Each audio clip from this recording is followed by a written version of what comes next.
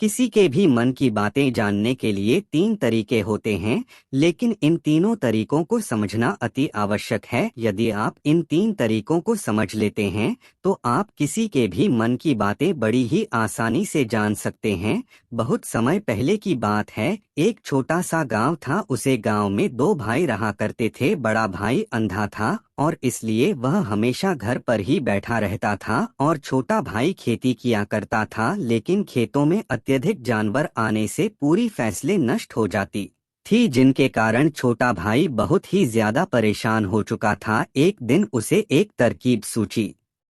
उसने सोचा, खेतों में से इन जानवरों को भगाने के लिए क्यों ना मैं अपने बड़े भाई की मदद ले लो। वैसे भी बड़े भैया अंधे हैं, खेतों में बैठे रहेंगे और जानवरों की आहट आने पर वह उन्हें जोर से चिल्लाकर भाग भी सकते हैं, जिससे हमारे फैसले नष्ट होने से बच जाएगी। यह सब सोच विचार करने के बाद उसने अपने खेत में एक झोपड़ी तैयार कर ली और अपने अंधे भाई को खेत में बैठा दिया और उनसे कहा, भैया, यदि कोई जानवर की आहट आपको सुनाई दे तो आप जोर जोर से चिल्लाना। यह सुनकर वह जानवर यहाँ से भाग जाएंगे और हमारे फैसले नष्ट होने से बच जाएगी। बड़ा भाई खुशी खुशी अपने छोटे भाई की बात मान भी लेता है और वह उसे दिन से खेत में ही रहना शुरू कर देता है। जब भी किसी जानवर की आहट उसे सुनाई देती तो वह जोर जोर से चिल्लाने लगता, जिससे वह जानवर वहां से भाग जाता था। ऐसा करते करते कई दिन बीत चुके थे। तभी एक दिन उसके खेत में एक हिरन भागता हुआ आया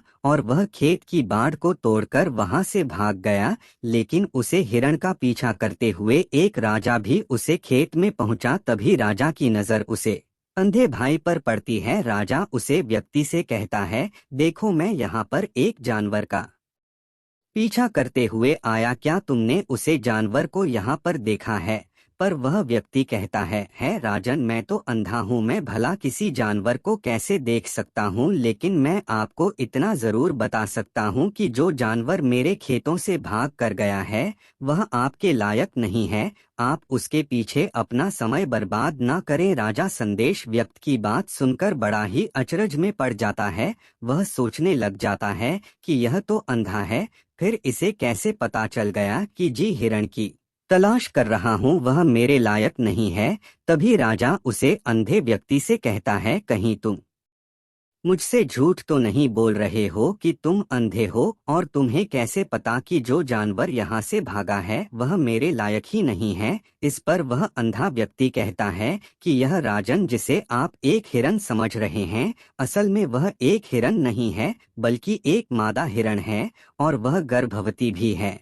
और जहाँ तक मुझे झांट है, मैंने कभी किसी राजा को किसी गर्भवती हिरण का शिकार करते हुए नहीं सुना है, और इसी कारण से मैं आपसे यह कह रहा हूँ कि यह हिरण आपके लायक नहीं है। आप उसके पीछे अपना समय व्यर्थ ना करें। यह सुनकर राजा और भी अचरज में पड़ गया कि अंधा आदमी कैसे जान सकता है कि वह हिरण गर्भवती है। राजा कुछ देर सोच विचार करने के बाद अपने सेनापति से कहता है, सेनापति जी, मुझे वह जानवर जिंदा चाहिए, क्योंकि मुझे यह पता करना है कि क्या वह गर्भवती है या नहीं, क्योंकि यह अंधा आदमी बहुत विश्वास के साथ कह रहा है और मुझे इस बात की पुष्टि है। यदि वह हिरनी हुई और गर्भवती भी हुई तो वह हमारे शिकार के लायक नहीं है, क्योंकि हम तो एक हिरण का पीछा कर रहे थे। इसलिए जो और पता करो क्या वह हिरानी है। सेनापति राजा से आज्ञा लेकर आगे की ओर चला गया और कुछ देर बाद जब वह वापस लौटा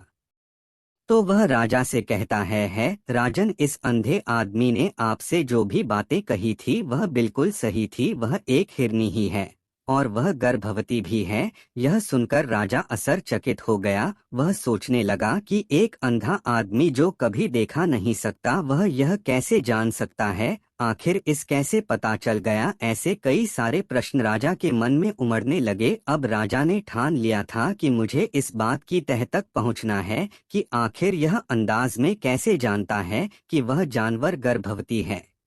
यह सोचकर राजा उसे अंधे आदमी के पास जाता है और उसे अंधे आदमी से कहता है, देखो, मैं यह तो नहीं जानता कि तुम सचमुच में अंधे हो या नहीं, लेकिन मैं तुमसे एक बात जानने आया हूँ, क्या तुम मेरे प्रश्न का सही जवाब दोगे? इस पर वह अंधा व्यक्ति कहता है राजन, आप जो कुछ भी पूछना चाहते हैं आप पूछ सकते हैं, मैं आपको बिल्कुल सच सच जवाब दूंगा। इस पर राजा कहता है, देखो, एक तो तुम रहते हो कि तुम अंधे हो, और दूसरी तरफ तुमने यह बता दिया कि जिस जानवर का पीछा कर रहा हूँ वह एक हिरनी है और वह गर्भवती भी है। तुम्हें कैसे पता चल गया? तुम्हारे खेत में तो और भी जानवर आते होंगे और भी तो जानवर यहाँ से गुजरते होंगे, फिर तुमने यह कैसे अंदाजा लगाया? तभी वह अंधा व्यक्ति राजा से कहता है राजन, आप जिसका पीछा कर रहे थे वह जब मेरे खेत में आई तो उसकी रफ्तार और उसके भागने की आहट से मुझे यह एहसास हो चुका था कि वह एक हिरानी है,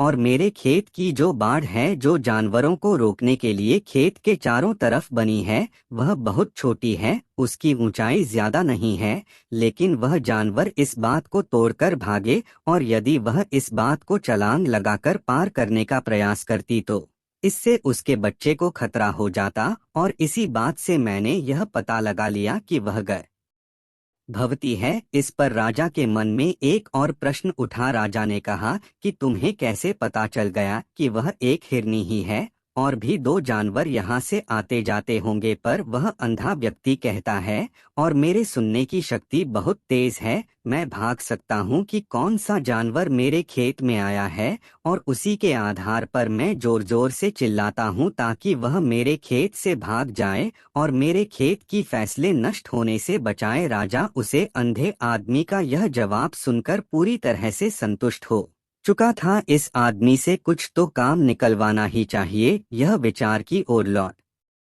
जाता है कि जो और उसे अंधे व्यक्ति को महल लेकर आओ। अंधे आदमी को राजमहल चलने के लिए कहता है, लेकिन पहुंचते ही राजा उसे अंधे व्यक्ति से कहता है, आप तो बड़े ज्ञानी हैं, आपको किसी भी बात का पता बड़ी आसानी से चल जाता है। आज मैंने आपको यहाँ इसलिए बुलाया है क्योंकि मैं आपसे यह जानना चाहता हूँ कि मेरी पत्नी पति प्रथम है या नहीं। इस पर वह अंधा व्यक्ति कहता है राजन, यह कैसा प्रश्न हुआ? इस पर राजा कहता है, मैं बिल्कुल उचित प्रश्न किया है, मुझे इस प्रश्न का उत्तर दीजिए। इस पर वह अंधा व्यक्ति कहता है राजन, यह सारी बातें जाने दीजिए, आपकी शादी को इतने साल बीत चुके हैं और अब आप यह बात क्यों जानना चाहते हैं? बहुत कंजूस है। यह बात सुनकर राजा जोर जोर से हंसने लगा और कहता है कि आप जो भी मांगे तो मैं आपको अवश्य दूंगा, लेकिन मुझे यह बात बताओ कि तुम्हें कैसे पता चल जाता है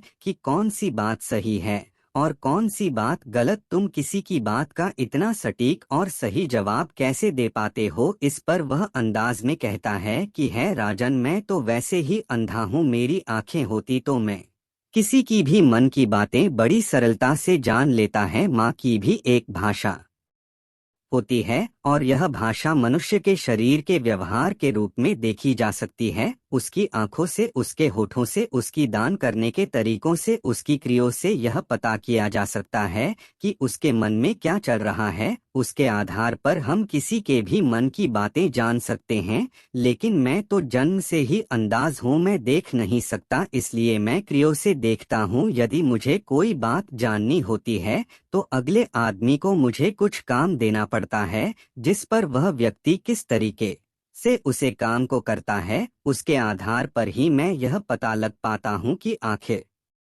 उसके मन में क्या चल रहा है।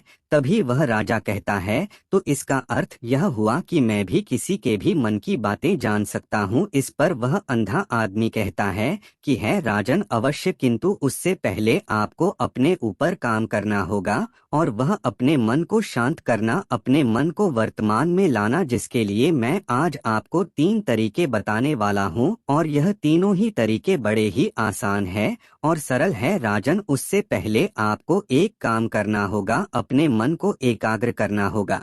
जब हम अपने मन को एकाग्र करते हैं, अपने मन को वर्तमान में लाते हैं, उसका भी पूरा उपयोग करता है, जिससे हमें यह पता चल पाता है कि वह व्यक्ति हमारी बातों पर कितना ध्यान दे रहा है और उसके मन में क्या चल रहा है। शरीर के व्यवहार को देखने के लिए उसके हाथ हिलाने के, चेहरे पर बार बार हाथ लगाने और हाथों को एक दूसरे पर मसलना, ऐसी बहुत सी क्रियाएं करता है। उसे पर हमें ध्यान देना अति आवश्यक है। माँ की बात को समझने के लिए हमें शरीर के विज्ञान को भी समझना पड़ता है। यदि हम इन 3 तरीकों को अच्छी तरह से समझ लेते हैं तो हम बहुत जल्दी किसी भी व्यक्ति के मन की बातें बड़ी सरलता और सहजता से जान सकते हैं। इसलिए यदि आपको किसी के मन की बातें जाननी है तो आपको उसकी आंखों पर, उसके चेहरे पर, उसके शरीर के हाव भाव को और उसके हाथों को ध्यानपूर्वक देखना होगा और समझना भी होगा, जिससे आप यह समझ पाएंगे कि आखिरकार उसके मन में क्या चल रहा है और वह क्या सोच रहा है। लेकिन उससे पहले आपको अपने मन को एकाग्र करना होगा, शांत करना होगा और अपने मन को वर्तमान में लाना होगा। तभी आप उसे व्यक्ति की इन सभी क्रियाओं पर ध्यान दे पाएंगे और उन्हें समझ पाएंगे। आप यदि अतीत की घटनाओं में व्यस्त है, भविष्य की योजनाओं में व्यस्त है, तो आप उसे व्यक्ति के हाव भाव पर कभी ध्यान ही नहीं दे पाएंगे और न ही आप कभी भी समझ पाएंगे कि आखिरकार उसे व्यक्ति के मन में क्या चल रहा है, वह क्या सोच रहा है। या काम कोई भी कर सकता है, या एक प्रकार की विधा है जो मुझे मेरे गुरु ने सिखाई है। राजन, अगर आपको यह जानना है तो मेरे साथ आपको कुछ दिन रहकर इसका अभ्यास करना होगा। राजा तुरंत राजी हो जाता है और वह उसे अंधे व्यक्ति को अपने राज्य का राजगुरु की युक्त कर देता है और खुद अंधे व्यक्ति का शिष्य बन जाता है। तो दोस्तों, यह कहानी आपको कैसी लगी? उम्मीद है